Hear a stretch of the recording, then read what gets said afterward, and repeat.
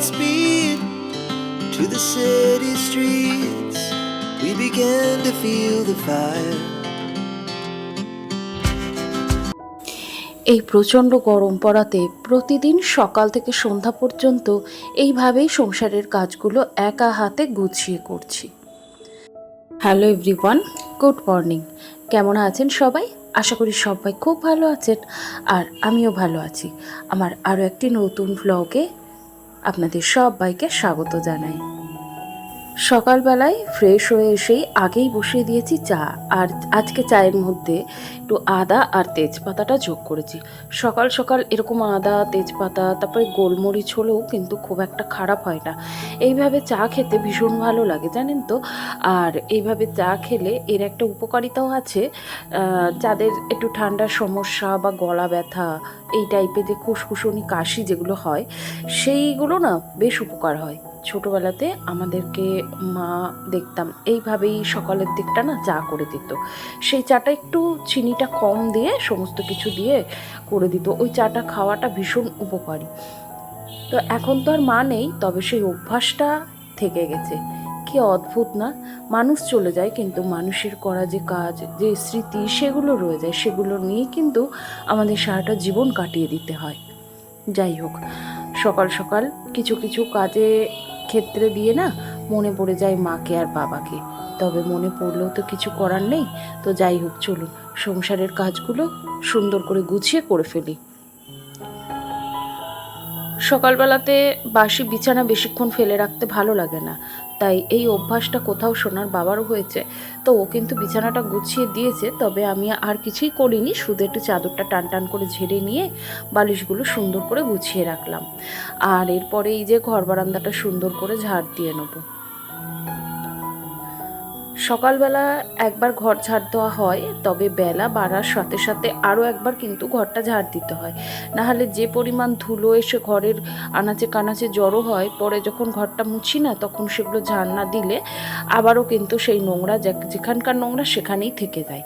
তো এই কারণে এই ঝাড় দেওয়া অভ্যাসটা আমার অনেকবার হয়েই যায়। সারাদিনে বহুবার আর কি আমি ঘর ঝাড় দিই। মোছাটা হয়তো একবারই করি, কিন্তু ঘর ঝাড় দেওয়াটা বহুবার হয়। ওদিকে সকালবেলায় সকলেরই আজকে চা একসাথে খাওয়া হয়ে গেছে। মায়েরও দেখতেই পাচ্ছেন, মায়েরও চা খেয়ে মা কিন্তু মার জপান্নিক করছে, মানে মার ওই মালা জপ করছে। আর এদিকে মার চোখে ওষুধ দেওয়া, সকালবেলাকার ওষুধ খাওয়ানো সবটাই হয়ে গেছে। এরপরে করব জলখাবার। আজকে আর সেরকম জলখাবারের কোনো চাপ নেই, কারণ ছাতু, মুড়ি, কলা এগুলোই আজকে সবাই খাওয়া হবে। আর মা তো জানেনই, খই, কলা, মুড়ি এগুলোই খেয়ে থাকে। তবে আমার সোনার আজকে আর সেভাবে কি খাবে আমি জানি না, কারণ ওর আবার মুডের উপর নির্ভর করে। ওর যেটা উঠেও বলে সেরকমই ওকে কিন্তু খেতে দেওয়া হয়। ও সেরকম তেলে ভাজা জিনিসও খেতে চায় না, তারপরে বেশি মিষ্টি জাতীয় জিনিসও কিন্তু পছন্দ করে না। তো ও যেগুলো পছন্দ করে সেই টাইপেরই ওকে খাবার দেওয়ার চেষ্টা করি। আর সকালে সাধারণত আমরা হালকা খাবারই খেয়ে থাকি। তো যাই হোক, ওইদিকে চায়ের বাসন, বেশ কিছু বাসন ছিল, সমস্ত কিছু ধুয়ে রান্নাঘরটা পরিষ্কার করে নিলাম। আর এই কাজগুলি করতে করতে এদিকে দেখুন বেশ অন্ধকার করে এসছে, মানে মনে হচ্ছে এখনই বৃষ্টি আসবে। আজকে শনিবার, সোনার পড়া রয়েছে, তো সে ঘুম থেকে উঠে পড়েছে, সে কিন্তু ওপাশে রেডি হচ্ছে। আর এদিকে ভাবছি কি বৃষ্টিটা এমন সময় নামবে, দেখা গেল কি ও হয়তো পড়তে যাবে আর সেই সময় বৃষ্টিটা নামলো। তো কি আর করা যাবে, প্রকৃতির ওপরে তো আর আমাদের হাত থাকে না, তাই না বলুন? তো যাই হোক, এদিকে এই যে সকালবেলায় বেশ কিছু জামা কাপড় কাচা হয়েছিল, আজকে ভাই এগুলো কেচে দিয়ে গেছে। যেদিন আমি সময় পাই সেদিন আমি কাচি, যেদিন না পাই সেদিন ওরা কেচে নেয়। আমার হাজবেন্ডও জামা কাপড় কেচে দেয়, ওরা অনেকেই আমাকে সাহায্য করে। আর এই জামা কাপড়গুলি বেশ আধ শুকনো হয়েছে, তাই ভাবলাম এই বারান্দাতে মেলে দিই। সোনা রেডি হচ্ছে, আর ওকে আমি জিজ্ঞেস করাই। ও এই যে ছাতুর শরবত করে দিয়েছি, অল্প চিনি অল্প লবণ দিয়ে এখানে ছাতুর শরবত করে দিয়েছি।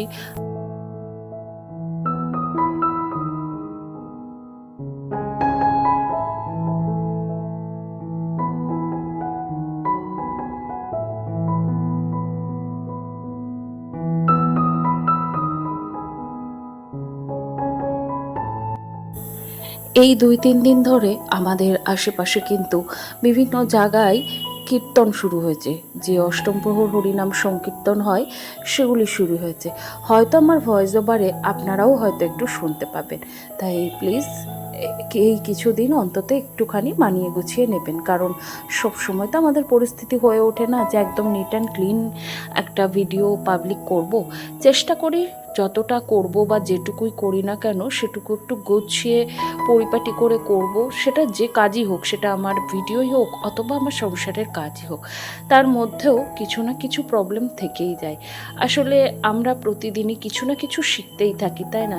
সংসারের মাধ্যমে, নিজেদের পরিস্থিতির মাধ্যমে, আশেপাশে মানুষের মাধ্যমে, যেভাবেই হোক আমরা কিন্তু কিছু না কিছু শিখতেই থাকি। আর আমি এই শেখাটাকে ভীষণ পছন্দ করি। আমি মনে করি যে শেখা বা শেখানোর কোনো বয়স হয় না, শিক্ষা নেওয়ার কোনো বয়স লাগে না। যে কোনো বয়সে, যে কোনোভাবে, যে কোনো মানুষের কাছ থেকে আমরা ভালো কিছু শিখতেই পারি। যাই হোক, আপনাদের সাথে গল্প করতে করতে আমার সংসারের বেশ কিছু কাজ সেরে নিচ্ছি। ওদিকে সোনা রেডি হচ্ছে, আরও কিছুটা সময় তার লাগবে। আর এইদিকে আমি কিন্তু ওর ঘরের বিছানাটা তুলে নিলাম, টেবিলের ওপর বই খাতাগুলো একটু ছড়ানো রয়েছে সেটাও গোছাচ্ছি। আর এই যে টেবিলের ওপরে ট্রেটা দেখছেন, এর ওপরে বেশ কিছু জিনিস রয়েছে, সেগুলিকে আপাতত এখন থাকুক, পরে কিন্তু এগুলিকে সরিয়ে দেওয়া হবে। আর এদিকে এই যে আমার ম্যাডাম কিন্তু রেডি হয়ে গেছে, চলুন ওর খাওয়াও কমপ্লিট, এবারে ওকে একটু দিয়ে আসি। আর দেখুন, বলতে বলতেই বাইরে কিন্তু বেশ জোরে বৃষ্টি চলে এসছে, তবে কিছু তো করার নেই, পড়াটাও ঠিক এই সময়েই। চলুন ওকে আগে তুলে দিই। তো এই বৃষ্টির মধ্যে বললো তোমার আর যেতে হবে না, কারণ এই বৃষ্টিতে আমি যাব আবার আসবো, এসে এখনও রান্না বাকি রয়েছে, তার জন্য ওকে ওই গাড়িতে তুলে দিলাম, ও নিজেই চলে যাবে। তো যাই হোক, এ পাশে কিন্তু রান্নাও বসিয়ে দিয়েছি। আর আজকে এখানে রান্না করছি এই যে উচ্ছে, কুমড়ো, গাজর দিয়ে একটু ভাজা করছি, আর সাথে আরও কিছু রয়েছে। চলুন আপনাদের সাথে গল্প করতে করতে রান্নাগুলি শেয়ার করি। আগে যখন ছোট ছিলাম তখন এই রান্নার প্রতি না সেরকম কোনো ইন্টারেস্ট ছিল না। মানে মনে করতাম কি যে এই রান্না আমার মাকে যখন দেখতাম করতো, মাকে অনেক সময় জিজ্ঞেস করতাম যে মা তুমি রান্নাগুলো কিভাবে করো, মানে মনে রাখো কী করে যে কোন রান্নায় কী কী দিতে হয় বা কী মশলা যায়। আমি তখন ভাবতাম কি যে এই রান্না করাটা হয়তো খুব মানে কঠিন একটা কাজ, মানে এটা মনে রাখতে গেলে আমাকে হয়তো একটা যুদ্ধের সমান। তো এখন যত দিন যাচ্ছে তখন নিজেই বুঝতে পারছি কোথা থেকে কি করলে কোন রান্নাটা কত সুন্দর হবে। রান্না করা বা সংসারের কাজ করা এগুলো কিন্তু একটা আর্ট, তাই না? অনেকেই মনে করেন যে আমাদের মতো যারা হাউসওয়াইফ, মানে যারা গৃহবধূ, তারা শুধুমাত্রই হাউসওয়াইফ, একজন বেকার মানুষ, শুধুমাত্র ঘরের কাজ করা, সংসারের কাজ করা, এটুকুই এনাফ আমাদের জীবনে। কিন্তু আমি মনে করি না, কোনো কাজই কিন্তু ছোট না। একটা রান্না করলেও, রান্নার মাধ্যমেও কিন্তু আজকালকার দিনে অনেক কিছু করা যায়। সংসারের কাজের মধ্যে দিয়েও কিন্তু অনেক কিছু শেখা যায়। সেটা আমরা আমাদের পারিপার্শ্বিক মানুষদের তখনই বোঝাতে পারবো যখন আমরা সেখানে কিন্তু অ্যাবসেন্ট থাকবো। সংসারে কিছুদিন যদি অ্যাবসেন্ট থাকি, তখনই কিন্তু আমাদের পারিপার্শ্বিক মানুষরা বুঝতে পারে যে কোন মানুষের জন্যে সংসারে কতটুকু প্রয়োজন, তাই না? যাই হোক, কথা বলতে বলতে রান্না প্রায় অনেকটাই হয়ে গেছে। আর আজকে তো শনিবার, আজকে ওদিকে ভেন্ডি আলু পোস্ত করা হয়েছে, ডাল, আর সাথে ওই যে দেখতেই পেলেন ভাজা, ওইটুকুই করা হয়েছে, কারণ আজকে তো নিরামিষ। আর রান্না আজকে সেভাবে আপনাদের সাথে বলে বলে শেয়ার করলাম না, কারণ এই সাধারণ রান্না এগুলো সবাই মোটামুটি জানেন, তো তার জন্যেই আপনাদের সাথে বেশ কিছু কথা শেয়ার বাজে। আর রান্না একেবারেই ডান। তো চলুন আপনাদেরকে একবার দেখিয়ে দিই যে আজকে রান্নার ফাইনাল লুক। আর তার আগে বলি, আজকের ওয়েদারটা ভীষণ সুন্দর, জানেন তো? দুদিন ধরে গতকালকেও রোদ্দুর দিয়েছিল, বেশ গরম ছিল। আগের দুটো দিন এরকম মেঘলা ওয়েদার ছিল, বেশ ঠান্ডাও ছিল। আর কালকে আর বৃষ্টি হয়নি, তবে কালকে ওয়েদারটা যে খুব একটা গরম ছিল, দিনের বেলায় বেশ জোরালো রোদ ছিল, তবে রাত্রির দিকে বেশ ঠান্ডা হাওয়া ছিল, বৃষ্টিটা হয়নি।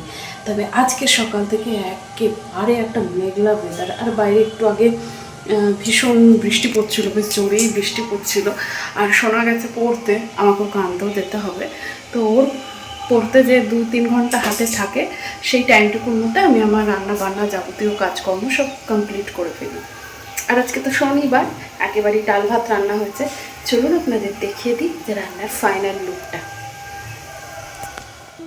আর এই হলো আমাদের আজকে রান্নার ফাইনাল লুক। আর পরে অবশ্য একটু আমের যে ঝোল চাটনি হয় সেটাই করেছি। তো যাই হোক, চলুন এখন খাওয়া দাওয়াটা শেষ করি।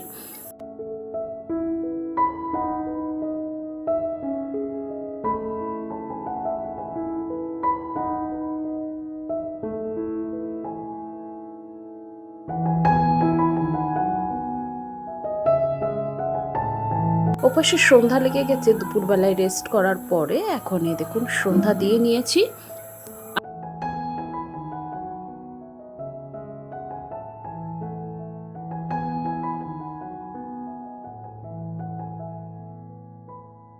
আর বাইরের আকাশটা দেখুন, একেবারে লালচে বর্ণের গোধূলি একটা আকাশ। এই আকাশটা আমার খুব পছন্দের। যাই হোক, সন্ধ্যা দিয়ে উঠে দেখলাম ভাইয়ের খাটের যে চাদরগুলো শুকিয়ে গেছে। তো এইবারে এই যে মানে আমাদের এই যে বারান্দায় যে চৌকিটা পাতা রয়েছে, এখানে চাদর, বালিশের কভার এগুলো এখন পেতে দিচ্ছি। আর ঘর দোর গুছিয়ে পরিপাটি করে রাখতে আপনারা তো জানেনই আমি ভীষণ পছন্দ করি। ঘর সবসময় চেষ্টা করি ঘরকে নিজের মতো করে সুন্দর করে গুছিয়ে পরিপাটি করে রাখবো। আর আপনারাও সেটা অনেকেই পছন্দ করেন। আমাকে অনেকে কমেন্ট করেন যে তোমার কাজ খুব সুন্দর, পরিষ্কার পরিচ্ছন্ন, পরিপাটি। যাই হোক, আমাকে যারা যারা কমেন্ট করেন তাদেরকে অসংখ্য ধন্যবাদ, থ্যাংক ইউ। আর আপনারা প্রত্যেকেই এইভাবে অন্তত সুন্দর সুন্দর যে কমেন্টগুলো করেন, সেই কমেন্টগুলো পড়ে আমার নেক্সট ভিডিও বানানোর মোটিভেশন আমি অনেকটা পেয়ে যাই। তো যাই হোক, ওই দিককার কাজ করে আর এই তো এখানে বসিয়ে দিয়েছি চা। বাবাকেও চা করে দিয়েছি, সোনাকেও করে দিয়েছি, এখন নিজে একটু খাবো। তাহলে চলুন, আজকের ভিডিওটি আপনাদের কেমন লাগলো অবশ্যই কিন্তু কমেন্টের মাধ্যমে জানাতে ভুলবেন না। ভালো লাগলে অবশ্যই একটা লাইক করবেন। আবারও দেখা হবে নতুন কোনো ভিডিওর সাথে। ততক্ষণের জন্য সবাই খুব ভালো থাকবেন, সুস্থ থাকবেন, সাবধানে থাকবেন।